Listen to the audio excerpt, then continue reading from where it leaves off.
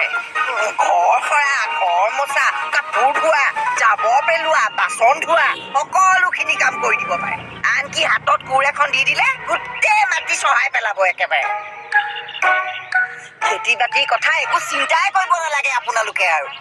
আপোনালোকে মইনাক আপোনালোকৰ ল'ৰালে বিয়া কৰাই নিয়া মানে ঘৰলে এজনী কাম কৰা মানুহ আনিছে বুলি ভাবিব পাৰে জনপ্ৰিয় গুণগুণ কথা ধাৰাবাহিকখনত দেখিবলৈ পাব যে দৰ্শনৰ মাকে মইনাৰ মাকৰ আগত ক'ব মই আপোনালোকৰ ছোৱালীক আমাৰ ঘৰৰ বোৱাৰী কৰি নিম বুলি ভাবিছোঁ আৰু মই কেতিয়াও ভবা নাই যে তাইক আমাৰ ঘৰত কাম কৰা মহিলা হিচাপে লৈ যাম আৰু তেতিয়া দৰ্শনৰ মাকে ক'ব যে আপুনি এনেকুৱা ভুল কেতিয়াও নকৰিব কাৰণ আপোনালোকৰ ছোৱালী আমাৰ ঘৰত বোৱাৰী হৈ যাব আৰু বেলেগৰ ছোৱালী আপোনালোকৰ ঘৰত বোৱাৰী হৈ আহিব আপুনি কিছুমান কথা কোৱাৰ আগতে ভাবিব কাৰণ আপুনি এনেকুৱা কথা কৈ বাবে আপুনি পিছলৈ বিপদত পৰে বুলি ক'ব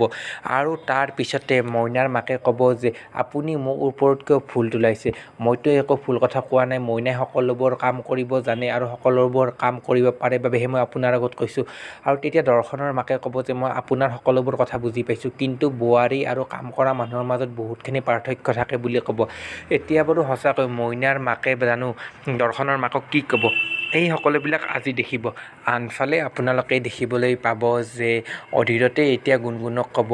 আমাৰ কাৰণে আজি চন্দনা মেম আৰু ভাস্কৰৰ বিয়া হ'বলৈ ধৰিছে আৰু আমি দুয়ে বহুত বেছি গৌৰৱ কৰিব লাগে কাৰণ দুয়োৰে সংসাৰ এখন আমি একলগ কৰিছোঁ বুলি ক'ব আৰু সেই সময়তে গুণগুণে ক'ব যে তোমালোকে আমাক অলপ বুজিবলৈ চেষ্টা কৰিবা কাৰণ আমি হৈছোঁ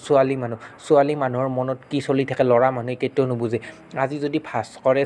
চন্দনা মেমৰ কথা বুজি পালে হয় তেতিয়া বিয়াখন কেতিয়াবা হৈ গ'ল হয় বুলি অধীৰতাৰ আগত ক'ব এতিয়া বাৰু সঁচাকৈ অধীৰতা আৰু গুণগুণৰ মাজত কিবা কাজিয়া লাগিব নেকি এই সকলোবিলাক